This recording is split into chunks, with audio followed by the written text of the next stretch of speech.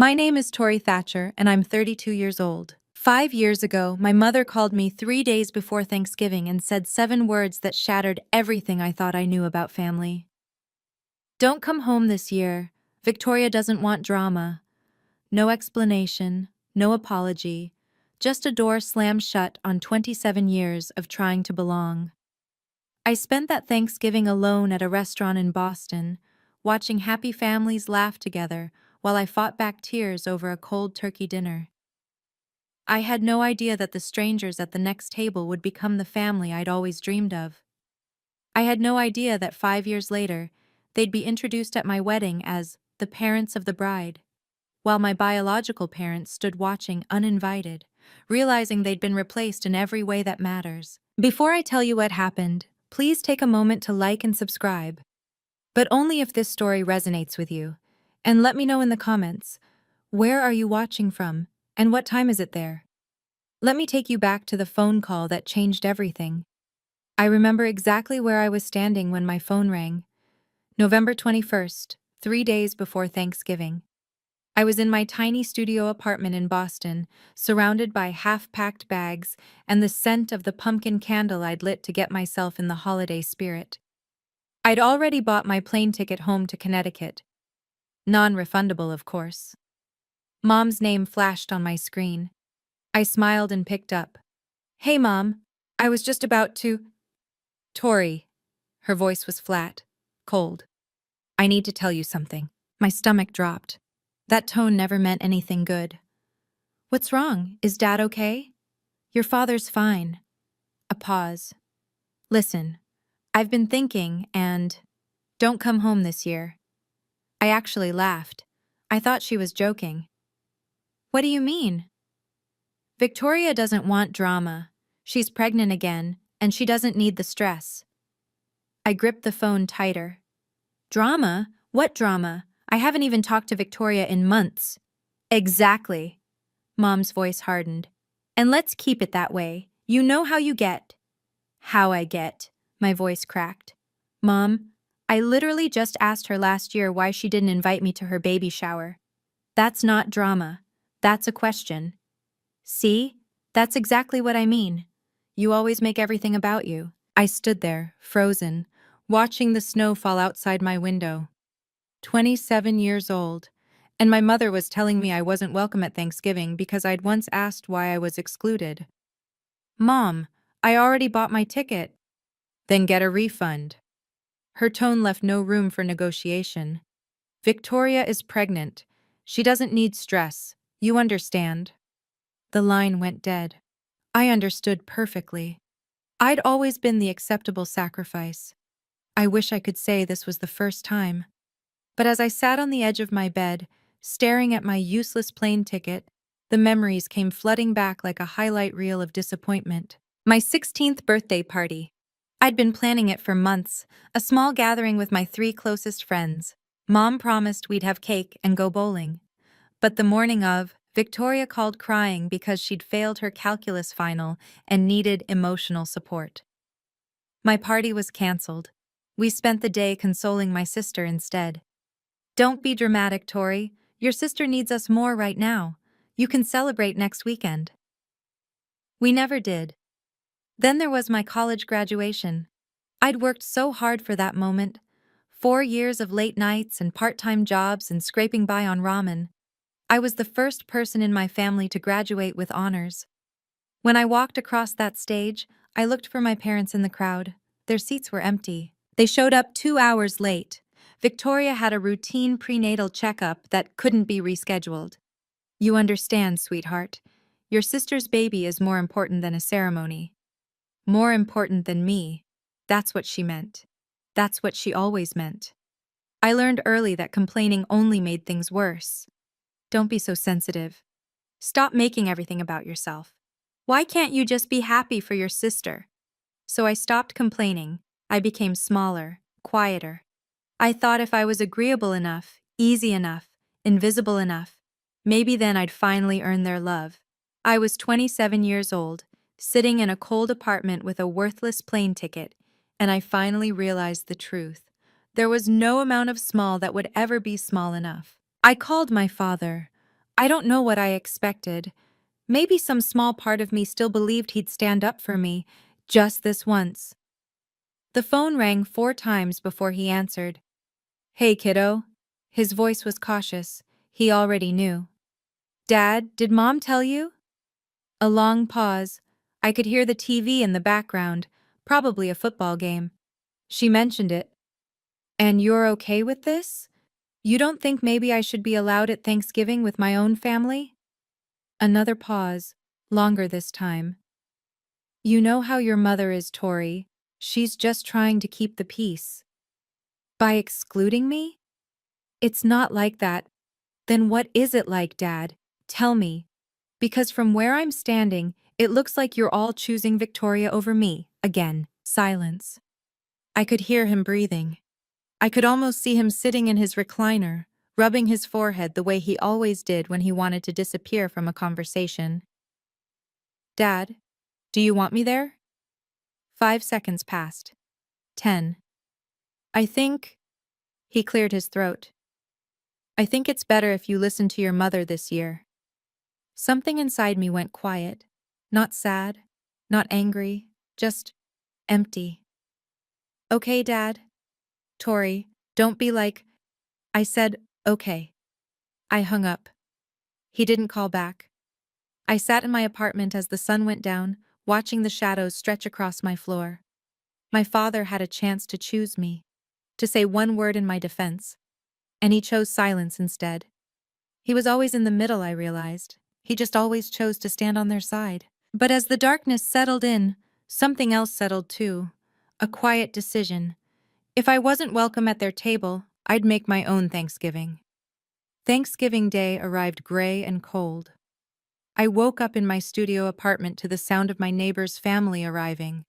Footsteps overhead, children laughing, the muffled warmth of voices I couldn't make out.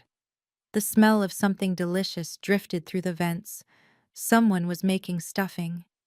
I made instant coffee and sat by the window, watching the snow fall on the empty street below.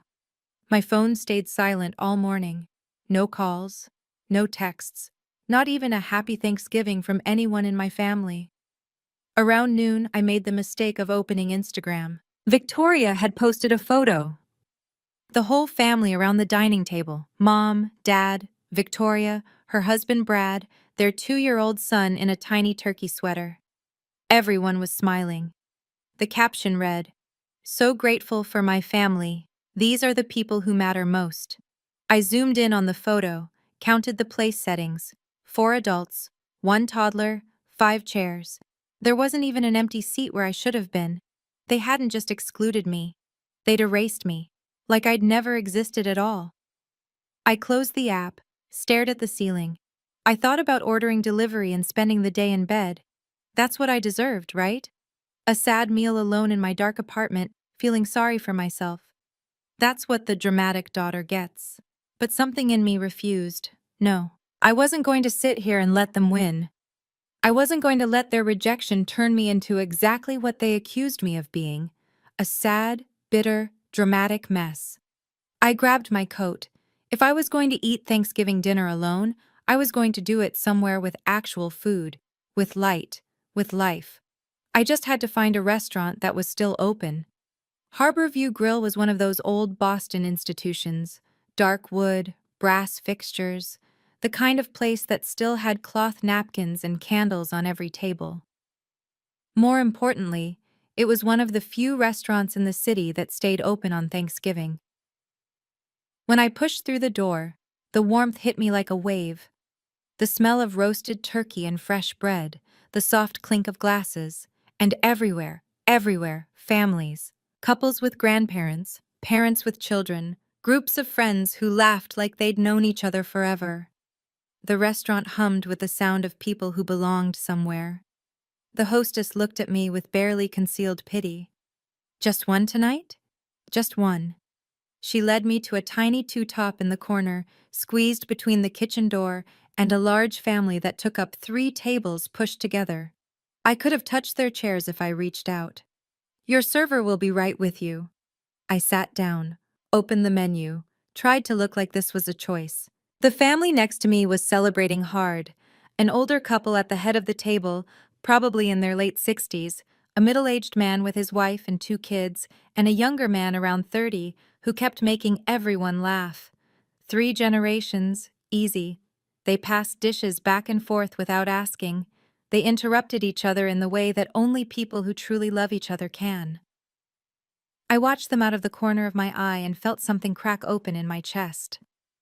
This is what family is supposed to look like.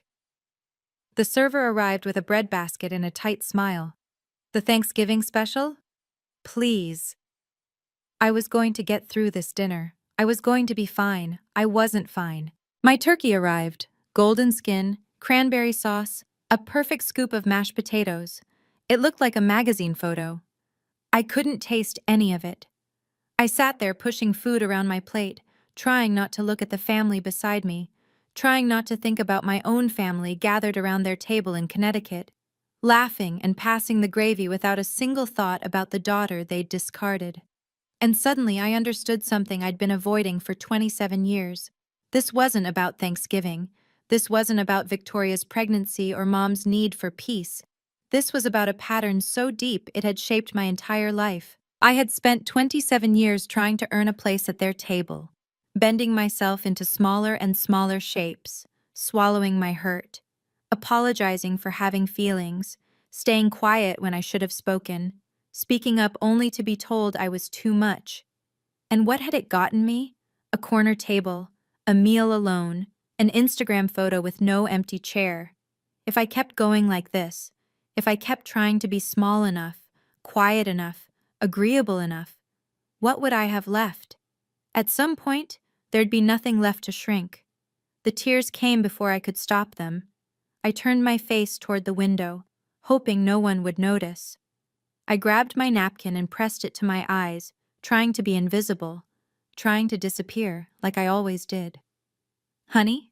I froze. A woman's voice, warm, concerned. Are you okay? I looked up. The older woman from the family next to me was standing beside my table. Silver hair, kind eyes, a face that somehow looked like it had spent a lifetime actually listening to people. She was looking at me like I mattered. I'm fine, I said automatically. Just allergies. The woman raised one eyebrow, not judging, just knowing. Allergies don't usually make people cry into their napkin on Thanksgiving. I let out a sound that was half laugh, half sob. That obvious? Only to someone who's paying attention. She had a gentle voice, but there was steel underneath, the kind of woman who'd seen things. I'm Eleanor. Tori. Well, Tori. She glanced back at her family, then at me. No one should eat alone on this day. Why don't you come join us? I shook my head immediately. Oh no, I couldn't. I don't want to intrude. You're not intruding. I'm inviting. She smiled. There's a difference. I really appreciate it, but my husband tells terrible jokes, she continued, as if I hadn't spoken. And my son Marcus keeps trying to start political debates. You might as well come suffer with us. From the big table, the older man, her husband, I assumed, waved at me. She won't take no for an answer. Trust me. 43 years, and I've never won an argument. The younger son, Marcus apparently, grinned. He's not wrong. I looked at my cold turkey, my empty table, my napkin still damp with tears. Then I looked at Eleanor Morrison and her warm eyes and her family that somehow had room for a stranger. Okay, I heard myself say. If you're sure I'm not... I'm sure. Eleanor put her hand on my shoulder. Come on. We just opened another bottle of wine, and there's way too much pie. I stood up on shaky legs and followed her to the table, not knowing that this single moment, this small act of kindness from a woman I'd never met, was about to change the entire trajectory of my life. They made room for me like I'd always been there. Someone pulled up a chair. Someone else handed me a plate. Before I could even sit down, I had a glass of wine in my hand and a warm roll on my plate. I'm Richard, the older man said, shaking my hand firmly. This is my wife Eleanor. Our son Daniel and his wife Sarah, their kids Emma and Lucas, and our youngest Marcus. Hi. I gave an awkward little wave to the table. I'm Tori. Thank you so much for— What do you do, Tori? Daniel asked, passing me the mashed potatoes. I'm a graphic designer, freelance mostly. That's wonderful, Sarah said. I can barely draw a stick figure. Mom, stick figures are easy, Emma said. She looked about 8. Even I can do that. Everyone laughed. Not at anyone, with each other. It was such a foreign sound. Marcus caught my eye from across the table. He was around my age, maybe a little older, with dark hair and an easy smile. Fair warning, my dad's about to tell a joke. I am not, Richard protested. He is, Eleanor said. Richard grinned. Okay, fine. What did the turkey say to the computer? Dad, no, Daniel groaned. Google, Google, Google. The kids burst into giggles. Sarah rolled her eyes. Marcus shook his head. And I actually laughed. A real laugh. For the first time all day. Richard raised his wine glass. A toast to unexpected guests who make our table complete. Everyone raised their glasses, including me. I looked around at these people, strangers, all of them, until 15 minutes ago, and felt something I hadn't felt in years. Warmth, acceptance, belonging. I didn't know families could feel like this. After the main course, while the kids ran off to explore the restaurant and the men argued about football, Eleanor moved to the chair next to mine. How are you doing? She asked quietly. Really? I looked down at my plate. Better. This is really nice. Thank you. You're welcome. She took a sip of her wine. But that's not what I asked. Something about her directness made me want to be honest. I'm okay. I'm just having a hard Thanksgiving. Do you want to tell me why you're really here alone? I hesitated. The truth felt too pathetic to say out loud. My own mother told me not to come home. My sister thinks I'm drama. My father chose silence over me. But Eleanor waited, patient, no judgment in her eyes. My mom called me 3 days ago, I finally said. Told me not to come home for Thanksgiving. My sister is pregnant and she didn't want drama. Drama? That's what they call it when I ask questions they don't want to answer. Eleanor nodded slowly. I see. It's fine, I added quickly. I mean, it's not fine, but it's not fine. Eleanor's voice was gentle but firm. Can I tell you something I learned in 30 years as a family lawyer? I blinked. You're a lawyer? Retired. Family law, she smiled. I've seen every kind of family dysfunction you can imagine, and I've learned that the people who accuse you of causing drama are usually the ones creating it. They just need someone to blame. The words hit me like a physical force. You're not the problem, Tori. Eleanor put her hand over mine. You never were. I couldn't speak. I could barely breathe. Those were the words I'd needed to hear my entire life. Hey, I want to pause here for a second. If you're watching this and you've ever been blamed for causing drama just because you asked to be treated fairly, I see you. I want to know, have you ever been made the scapegoat in your family? Type your answer in the comments. And if this story is hitting close to home, please hit that like button so more people can find it. Now let me tell you what happened next. The evening wound down slowly, the way good dinners do. Pie was served, coffee was poured. The kids fell asleep on Sarah's lap, exhausted from running circles around the restaurant. When the check came, I reached for my wallet, but Richard waved me off. Please, he said, our treat. I can't let you. You can and you will. He smiled. Consider it a Thanksgiving tradition. We always buy dinner for new friends. As we gathered our coats and prepared to leave, Eleanor pressed something into my hand. A small card, cream-colored, with elegant black text. I looked down. Eleanor Morrison, J.D., Family Law, retired. Below that, a phone number and an address in Brookline. If you ever need to talk, she said, call me, I mean it. Thank you. Richard appeared beside us, shrugging on his coat. Sunday dinners, every week at our place. You're welcome any time. I shook my head. That's so kind, but I couldn't. She could, Marcus said, joining the group. And she should. Mom never says things she doesn't mean. Trust me. Eleanor squeezed my hand. Family isn't blood, Tori. It's showing up. I stood there in the restaurant lobby, holding a business card from a woman I'd met 3 hours ago, receiving an open invitation from a family I had no claim to. Outside, the snow was falling harder. Through the window I could see families hurrying to their cars, children carried on shoulders, grandparents clutching to-go containers of leftover pie. I looked back at the Morrisons, Richard helping Eleanor with her scarf, Daniel herding sleepy children, Marcus waiting by the door with an expectant look. Okay, I said. Maybe I'll stop by sometime. Eleanor smiled like she'd known I'd say yes all along. I had no idea I'd just met my future family. I didn't go to Sunday dinner the next week, or the week after that. It felt too strange, too forward, too much like I was imposing on someone else's family. But Eleanor called. Just to check in, she said, just to see how I was doing. By early December, I finally accepted the invitation. That first Sunday, I stood on the Morrisons' porch in Brookline for 5 full minutes before I worked up the courage to knock. The house was exactly what I'd imagined, a beautiful Victorian with a wraparound porch and lights in every window. It looked like the kind of place where good things happened. Eleanor opened the door before I could change my mind. There you are. She pulled me into a hug like it was the most natural thing in the world. We saved you a seat. That was the first of many Sundays.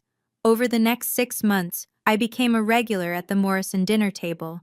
Richard taught me to play chess, even though I lost every single game. Eleanor showed me her secret pie crust recipe, the one she swore she'd never written down. Daniel's kids started calling me Aunt Tori without anyone telling them to. And Marcus? Marcus and I became friends. Real friends. The kind who texted random thoughts at 2 a.m. and argued about movies and sat next to each other at dinner without anyone having to arrange it. I didn't hear from my biological family once. Not a call, not a text, not even a Christmas card. For the first time in my life, I stopped noticing. Because for the first time, I wasn't performing for love. I wasn't shrinking myself to fit into someone else's expectations. I was just loved. It felt like finally coming home. One spring afternoon, about 8 months after that first Thanksgiving, Eleanor and I were sitting on her back porch. The garden was just starting to bloom, tulips pushing up through the soil, birds fighting over the feeder. Richard was inside, watching a game with Marcus. We could hear them shouting at the TV. Have you heard from your parents? Eleanor asked. I watched a robin land on the fence. No, and I haven't reached out either. She nodded, no judgment in her eyes. Do you want to? I thought about it, really thought about it. Sometimes, I admitted. In the middle of the night, mostly. I'll think about calling my mom and trying to explain, but then I remember there's nothing to explain. She knows what she did. She just doesn't think it was wrong. That's a hard thing to accept. It is. I pulled my cardigan tighter. I keep waiting to feel guilty. Everyone says you should forgive your family no matter what. Blood is thicker than water and all that. You know, I've never believed that. Eleanor took a sip of her tea. In my career, I helped a lot of people find legal recognition for the families they've built, not the ones they were born into. I turned to look at her. What do you mean? She smiled, soft and knowing. Just that the law recognizes what the heart already knows. That family can be created, not just inherited. There are ways to make those bonds official, if a person wants to. I didn't fully understand what she was hinting at. Not yet. Something to think about, Eleanor said. Whenever you're ready. She patted my hand and changed the subject to her tomato plants. But her words stayed with me. They would take root slowly and bloom at exactly the right time. It happened so naturally that I almost didn't notice it happening. 2 years after that first Thanksgiving, Marcus and I weren't just friends anymore. We were something more. something that had grown so gradually that when we finally acknowledged it, it felt less like a beginning and more like a recognition of what had always been there. He asked me to dinner at Harborview Grill, the same restaurant where we'd met. "This feels circular," I said, sliding into the booth. "That's the point." Marcus was nervous. I could tell by the way he kept adjusting his napkin. "I wanted to bring you back to where it all started." "Where what started?" He reached across the table and took my hand. "Tori, I've been trying to figure out how to say this for months." He took a breath. "I want to spend the rest of my life choosing you, every single day." My heart stopped. "Marcus? I know your family hurt you. I know you're scared of people who are supposed to love you letting you down." His eyes were steady on mine. "But I'm not going anywhere. I never have been." He pulled out a small velvet box. "Tori Thatcher, will you marry me?" I couldn't speak. I couldn't breathe. I looked at this man who'd been my friend first, my confidant second, my rock through 2 years of healing, and I saw my future. "Yes," I whispered. "Yes." He slipped the ring on my finger. The restaurant erupted in applause. I'd been so focused on Marcus I hadn't even noticed the other diners watching. And then I saw them. In the corner booth, Richard and Eleanor, champagne already poured, beaming at us like they'd known all along. "Mom couldn't resist," Marcus laughed. I was going to officially become a Morrison. The wedding planning began immediately. Venue options, catering tastings, flower consultations. It was overwhelming and exciting and everything I'd never let myself dream about. But one question kept me up at night. The wedding invitations would need a line for parents of the bride. And I had no idea what to write there. Robert and Linda Thatcher? They hadn't spoken to me in over 2 years, hadn't called on my birthday, hadn't acknowledged my existence in any way. I couldn't put their names on my wedding invitation. They hadn't earned that honor. I was pacing in the Morrisons' living room one evening when Eleanor found me. "What's troubling you, sweetheart?" I told her about the invitation, about the impossible line I couldn't figure out how to fill. Eleanor sat down and patted the cushion beside her. "There's something I mentioned to you once, about legal recognition for chosen family.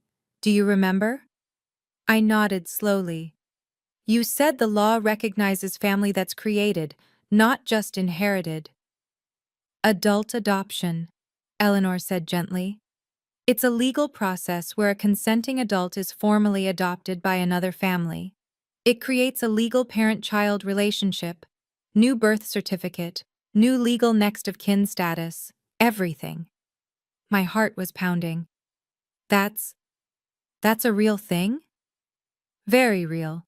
I've helped many people through the process." I looked at this woman who'd pulled me into her family on the loneliest night of my life, who'd fed me Sunday dinners and taught me about pie crust and shown me what a mother could be. "Eleanor," my voice cracked, "would you and Richard consider—" She pulled me into her arms before I could finish the sentence. "We've considered you our daughter since the first Thanksgiving," she whispered. "We were just waiting for you to be ready." The adoption process took several months: paperwork, court appearances, legal filings. But with Eleanor guiding me through every step, it felt less like bureaucracy and more like a ceremony. When the judge signed the final order, I legally became Tori Morrison. I had a new birth certificate, new legal parents, a new family, on paper and in my heart. The wedding was set for the following June. We sent out invitations with the line I'd agonized over, now proudly printed: "Parents of the bride, Richard and Eleanor Morrison." I should have known the Thatcher family would eventually find out. 3 months before the wedding, my phone buzzed with a text from Victoria, the first message from her in nearly 3 years. "Did you know Tori's getting married?" I stared at the screen, then I blocked the number. A week later, my mother called, 5 times in one day. I let every call go to voicemail. Finally, a text. "Why didn't you tell us? We're your family, call me back immediately." I read it twice, then I deleted it. 3 years of silence. 3 years of pretending I didn't exist. And now, suddenly, they remembered they had another daughter. I wasn't angry. I'd moved past anger long ago. I was just tired. Marcus found me staring at my phone that evening. Everything okay? My biological family found out about the wedding. Ah. He sat down beside me. What do you want to do? Nothing. I put the phone away. I don't owe them anything. Not an explanation, not an invitation, nothing. He nodded and pulled me close. Whatever you decide, I support you. But we both knew this wasn't over. The Thatchers weren't the kind of family who accepted being ignored. The question was, what would they do about it? She showed up at my apartment on a Tuesday afternoon. I was working from home, reviewing design proofs at my kitchen table, when the doorbell rang. I opened it without checking the peephole, a mistake I wouldn't make again. Tori. My mother stood in my hallway. She looked older than I remembered, grayer, more tired, but her eyes held the same disappointed expression I'd spent my childhood trying to erase. Mom. The word felt foreign in my mouth. What are you doing here? What am I doing here? She pushed past me into the apartment without being invited. What are you doing, getting married without telling your own mother? We haven't spoken in 3 years. And whose fault is that? I closed the door slowly, counted to 5. Yours. It was your fault. You told me not to come home. Not to. That was one Thanksgiving. You can't still be upset about that. I'm not upset. I kept my voice calm. I've moved on. Linda's eyes swept across my living room, landing on the photos on my bookshelf. Me and Marcus at a beach. Me and Eleanor making pie. The whole Morrison family at Christmas. Me right in the center. Who are these people? My family. Her face contorted. I am your family. You were. I met her gaze evenly. You chose not to be. Remember? Victoria didn't want drama. That was years ago. And in those years, you never once called, never checked if I was alive, never acknowledged my existence. I felt eerily calm. So no, Mom, you don't get to show up now and act like you have a claim on me. I want an invitation to the wedding. No. Her jaw dropped. Excuse me? You heard me? I walked to the door and opened it. You don't get to erase me and then demand a seat at my table. The wedding day dawned golden and perfect. June in Napa Valley. A vineyard with rolling hills and endless rows of grapevines.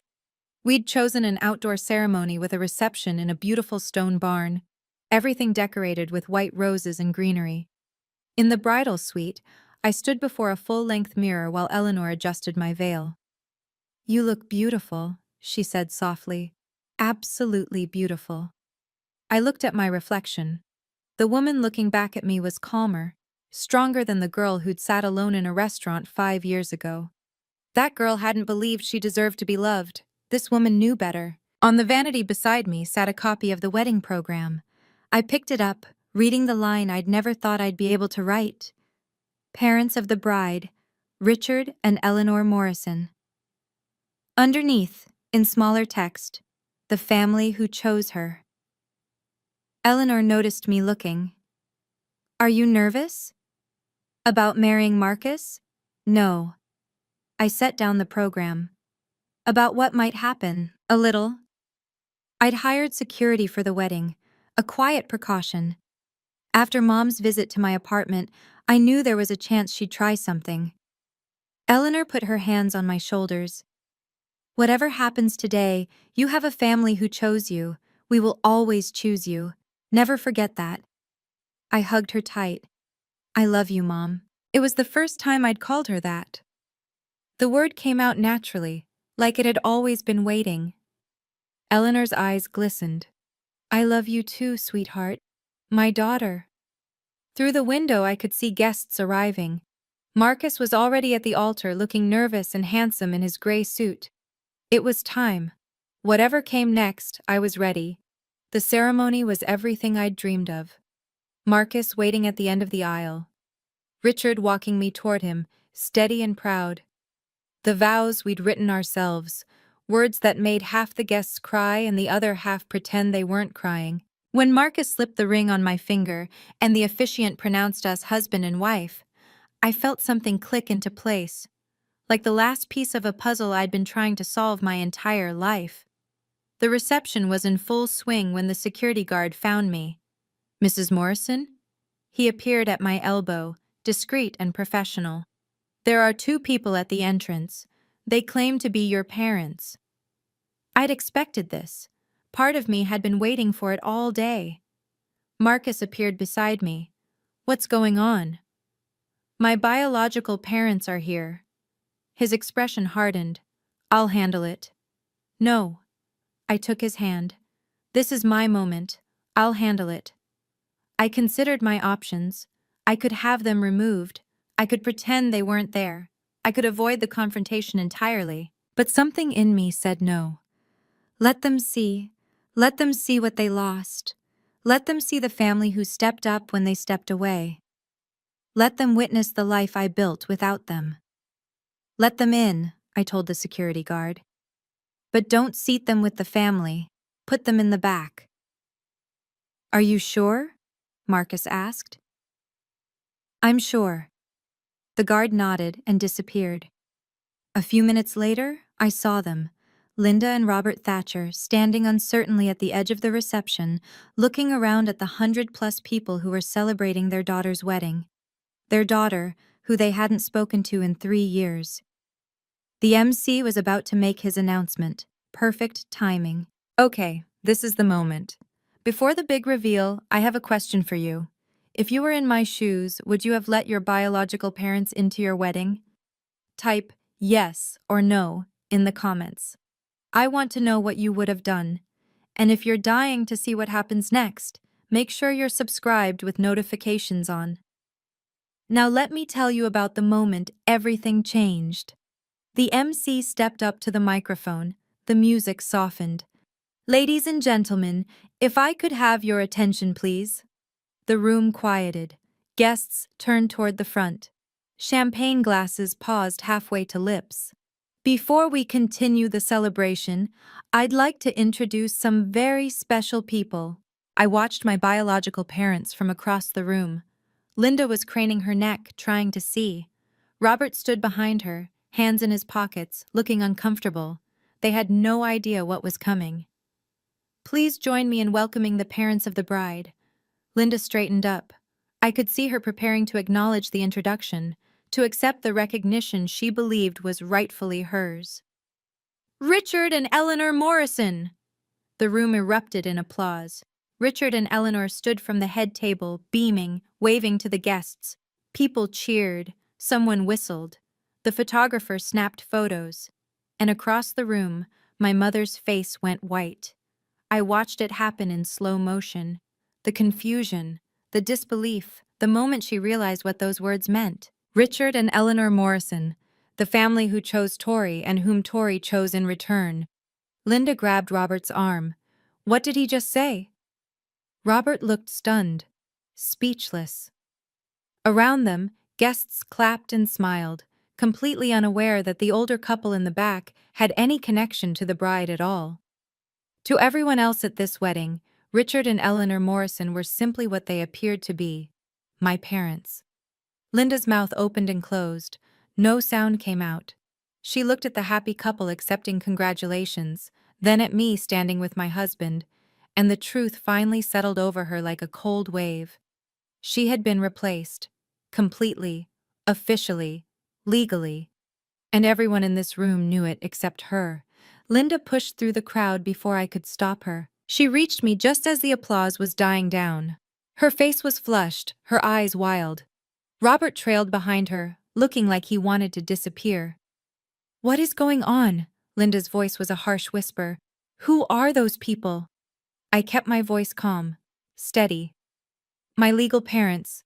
I was adopted 2 years ago." "You... what?" She actually staggered back a step. "You can't just replace us." I didn't replace you. I looked at her evenly. You abandoned me first. We never abandoned you. You told me not to come home. You chose Victoria. Every time. For 27 years. The guests nearest to us had noticed the confrontation. Conversations died. Heads turned. That's not fair, Linda started. Fair? I felt Marcus move to my side, a solid, reassuring presence. You want to talk about fair? I didn't raise my voice. I didn't need to. The truth was loud enough on its own. I spent 27 years trying to earn a place in your family. You know what I got? An Instagram photo with no empty chair. A Thanksgiving dinner alone. 3 years of silence. I'm still your mother, Linda's voice cracked. Not legally. I held up my left hand, both rings glinting in the reception lights. Not emotionally. Not anymore.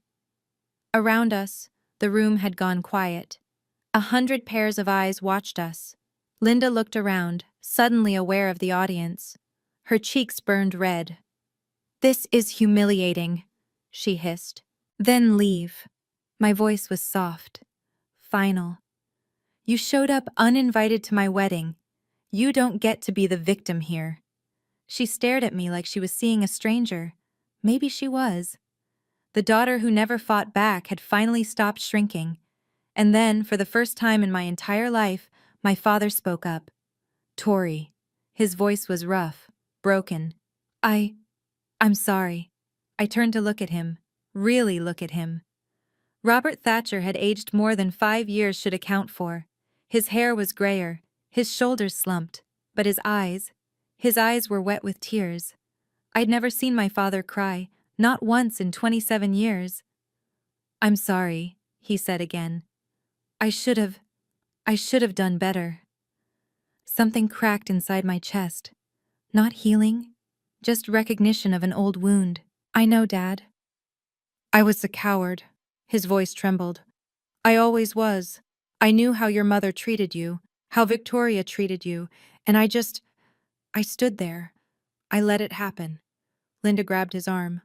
Robert, what are you? He shook her off, kept his eyes on me.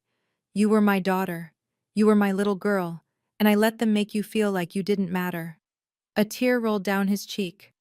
I'm so sorry. The words I'd waited 3 decades to hear. And they came too late. I know you're sorry, Dad.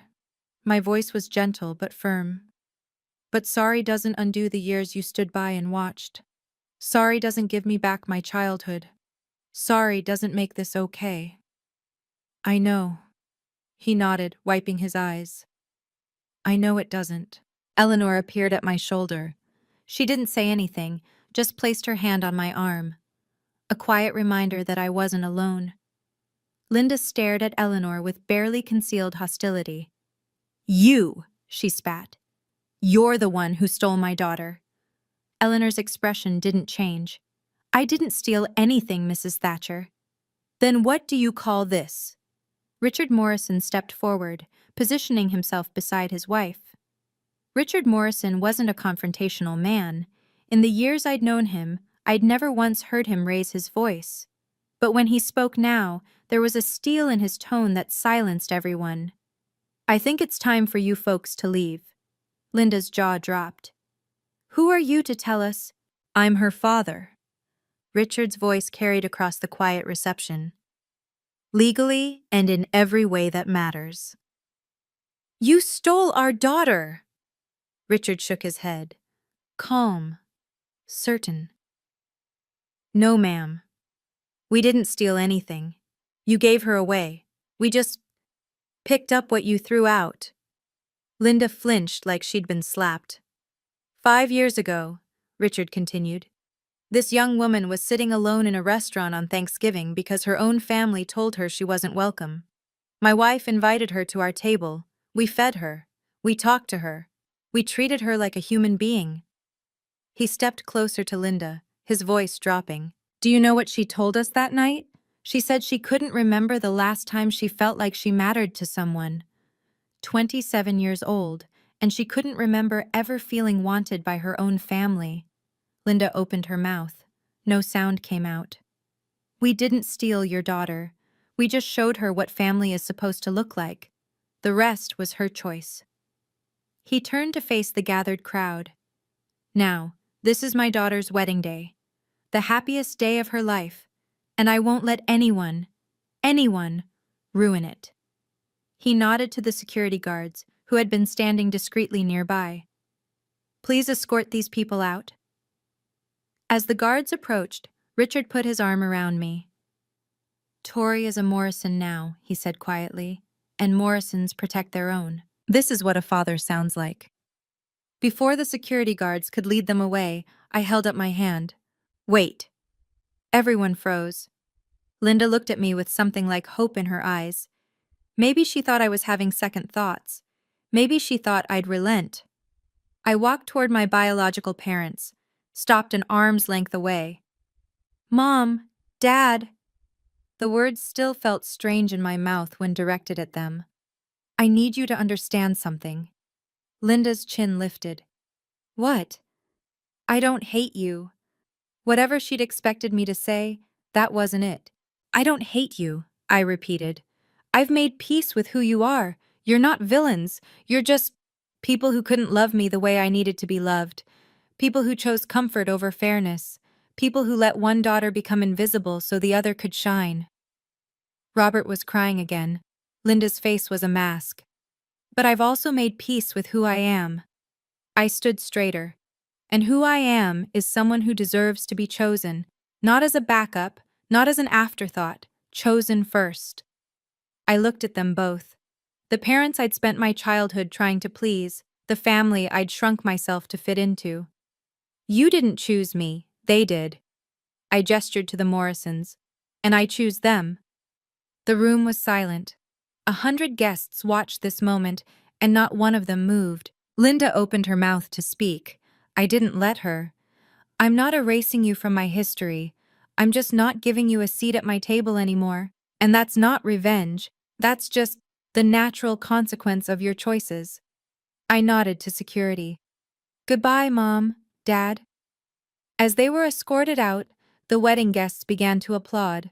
Not for the drama, for me. The rest of the wedding was everything I'd hoped for. We danced, we laughed, we cut the cake while everyone cheered. Marcus twirled me around the dance floor until I was dizzy with joy. For those few hours, I let myself forget about the confrontation and just be happy. But the next morning, my phone started blowing up. Texts from cousins I hadn't heard from in years, messages from aunts and uncles I barely knew. The extended Thatcher family had heard about what happened at the wedding, and they had opinions. How could you do this to your mother? Family is family no matter what. You've broken your father's heart. I deleted them without responding. But then came a text from someone unexpected. My Aunt Patricia, my father's younger sister. Tori, I heard what happened. I want you to know. I'm proud of you. I stared at the screen. I always knew Linda and Victoria treated you wrong. I tried to say something once, and your mother stopped speaking to me for a year. But you deserved better. You always did. My eyes burned. I typed back. Thank you. That means more than you know. On Facebook, Linda posted a long, dramatic status about ungrateful children and modern families who don't understand loyalty. I didn't respond. I didn't need to. That evening, I blocked every phone number and social media account connected to the Thatcher family. Not out of anger, out of peace. Marcus found me on the balcony of our honeymoon suite. You okay? I looked out at the vineyard spreading golden in the sunset. Yeah. I leaned into him. I really am. For the first time in my life, I wasn't carrying the weight of people who didn't want to carry me. I was finally free. 2 weeks after the wedding, a handwritten letter arrived at our new address. The return address said Victoria Thatcher Collins. My sister's handwriting, loopy, perfect, exactly like I remembered from birthday cards that always felt more like obligations than affection. I almost threw it away unopened. But something made me sit down at the kitchen table and read it. Dear Tori, I don't know if you'll read this. Honestly, I wouldn't blame you if you didn't. But I had to try. Mom told me what happened at your wedding. She's devastated. Dad hasn't been the same since he came home. I think seeing how happy you are without us, broke something in him. I know we haven't always had the best relationship, but you have to understand. Mom and Dad were just trying to keep the peace. I never meant for you to feel excluded. You always made everything so difficult, always asking questions and bringing up old hurts. It was exhausting. I hope one day you'll understand that family is complicated. Maybe when you have your own kids, you'll see why Mom made the choices she made. I'm not asking for an apology. I just wanted you to know that we still love you, even if you've decided we're not good enough for you anymore. Your sister, Victoria. I read it twice. Then I folded it carefully and put it in a drawer. Marcus came home to find me at the kitchen table. What's that? Letter from Victoria. What did she say? Nothing new. I stood up and started making dinner. She still doesn't get it. She never will. Does that bother you? I thought about it. Really thought about it. No, I said finally. It's not my job to make her understand. It never was. A year after the wedding, life had settled into something beautiful. Marcus and I bought a house in the suburbs of Boston, a little Cape Cod with a big backyard, just 20 minutes from Richard and Eleanor. Close enough for Sunday dinners, far enough for privacy. I was no longer freelancing. A design agency had hired me as their art director, a job I loved so much it barely felt like work. Marcus was thriving at his architecture firm. We were building a life together, literally and figuratively. And I was pregnant. Eleanor cried when we told her. Richard tried not to cry and failed. Daniel's kids were already arguing about who would be the baby's favorite cousin. One Sunday afternoon, Eleanor and I were setting up the nursery, painting the walls a soft sage green, arranging tiny furniture that seemed impossibly small. Have you thought about names? Eleanor asked, holding up 2 different mobiles. Emily, I said. If it's a girl, Emily Grace Morrison. Eleanor's eyes welled up. That's beautiful. The Morrison part is non-negotiable. I smiled. I want her to have the name of the family that chose her mother. Eleanor set down the mobiles and pulled me into a hug. You know, she said, when I saw you sitting alone in that restaurant, I had no idea we'd end up here. I just saw someone who needed kindness. You saved my life that night. No, sweetheart. She pulled back, holding my shoulders. You saved yourself. We just showed you it was possible. I looked around the nursery, at the crib we'd picked out together, at the rocking chair Richard had built by hand, at the life I'd created with people who loved me unconditionally. I finally had everything I'd always wanted. I was home. 5 years to the day after I sat alone in Harborview Grill, I sat at the head of a very different table. The Morrison house was chaos, the best kind. Emily, now 6 months old, was being passed from lap to lap like a tiny, drooling treasure. Daniel's kids were playing some complicated card game in the corner. Sarah was arguing with Marcus about the proper way to carve a turkey. Richard was sneaking extra pie when he thought Eleanor wasn't looking. She was. All right, everyone. Eleanor clapped her hands. Before we eat, we need a toast. She raised her glass and looked at me. Tori, would you do the honors? I stood, Emily in my arms, and looked around the table. At the family I'd found, the family that had found me. 5 years ago tonight, I said. I was sitting alone in a restaurant wondering if I'd ever belong anywhere. I thought I was unlovable. I thought there was something wrong with me, that I was too much, too difficult, too dramatic. I paused, feeling Marcus's hand squeeze my knee under the table. Then a stranger named Eleanor Morrison came up to my table and said, "No one should eat alone on this day." And everything changed. Richard wiped his eyes. Eleanor was already crying. So here's my toast. I raised my glass. To family. Not the one we're born into, but the one we build, the one we choose, the one that chooses us back. To family, everyone echoed. Glasses clinked. Emily gurgled. Richard finally got his extra piece of pie, and I looked around at these people, my people, and felt something I'd spent my whole childhood chasing, I belonged. Completely. Unconditionally. For the first time in my life, I was home. After dinner, Marcus and I sat on the back porch with Emily asleep between us in her carrier. The November air was cold, but we were bundled in blankets, watching the stars emerge one by one.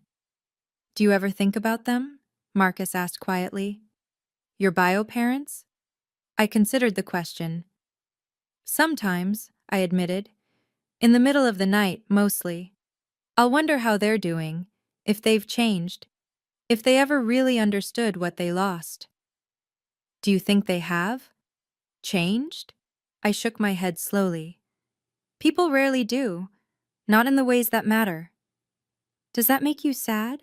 I looked at Emily, her tiny fist curled near her cheek, her perfect rosebud mouth, her chest rising and falling with each peaceful breath. It used to, I said. But not anymore. I spent so many years being sad about a family that didn't want me. I don't have room for that anymore. My life is too full. Marcus wrapped his arm around me. What changed? I did. I leaned into him. I stopped waiting for them to love me the way I needed. I stopped shrinking myself to fit into their version of who I should be, and I started building something new. Through the window, I could see the Morrison family, my family, laughing and talking, clearing plates and wrapping leftovers. Setting boundaries isn't revenge, I said softly. It's survival. It's choosing yourself when no one else will. Marcus kissed my forehead. I'm glad you survived. Me too. Emily stirred, making soft baby sounds. I picked her up and held her close. I'll never make you earn my love, I whispered to her. I promise. You'll never have to wonder if you're wanted. You'll always know. She yawned and fell back asleep. If you're watching this, and you've been the scapegoat of your family, if you've been told you're too much or too sensitive or always causing drama just because you dared to ask to be treated fairly, I want you to know something. It's not you. It never was. You deserve to be chosen. Not as a backup. Not as a last resort. Not as the acceptable sacrifice when someone else's comfort is at stake. Chosen first. Chosen fully. Chosen without conditions. Family isn't blood. Family isn't obligation. Family isn't people who share your DNA but treat you like a burden. Family is the people who show up. The people who see you crying alone at a restaurant table and invite you to join them. The people who open their Sunday dinners and their hearts and their legal documents to make you officially, permanently, undeniably theirs. I spent 27 years trying to earn love from people who were never going to give it. And then I spent 5 years learning what love actually looks like. Not from the family I was born into, but from the family that chose me. If the people who are supposed to love you can't do that, if they've proven over and over again that you'll always come last, you have the right to build your own family. You have the right to walk away. You have the right to be happy. That's not revenge. That's not drama.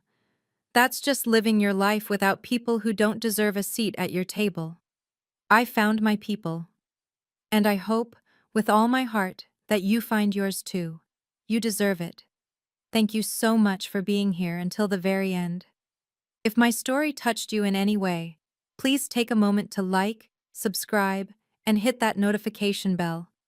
It really helps more people find these stories. I want to hear from you. Have you ever had to set boundaries with your own family? Share your experience in the comments. I read every single one. And if you want more stories like this, check the description. I've linked some of my favorites there. Until next time, remember, you deserve to be chosen.